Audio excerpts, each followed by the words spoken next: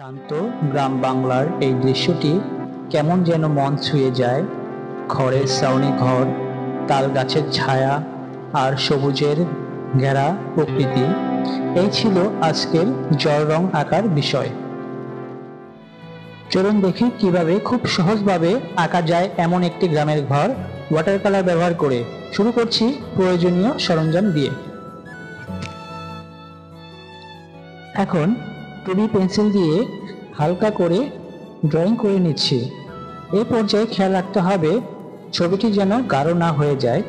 যদি গাঢ় হয়ে যায় সেক্ষেত্রে ইরেজার দিয়ে হালকা করে ইরেজ করে নিতে হবে।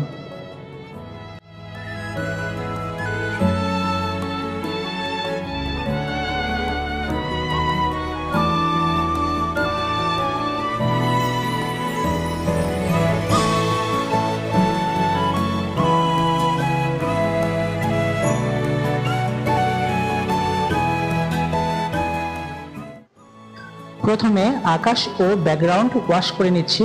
হালকা সবুজ ও হালকা নীল ব্যবহার করছি যেন গাছের ফেডিং এফেক্ট আছে। এরপর ঘরের কাঠামো আঁকছি, হালকা স্কেচ, খড়ের ছাউনি ও ডান দিকের গাছ।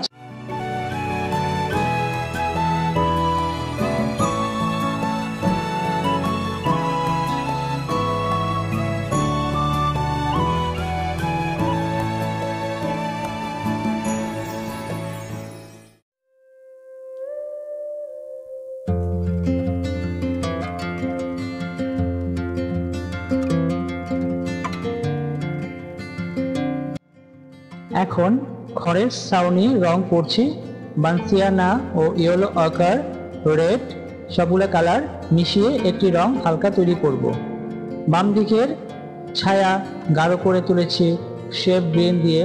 কাঠের ঘরের টেক্সচার দিতে একটু শুকনো ব্রাশ ব্যবহার করতে হবে।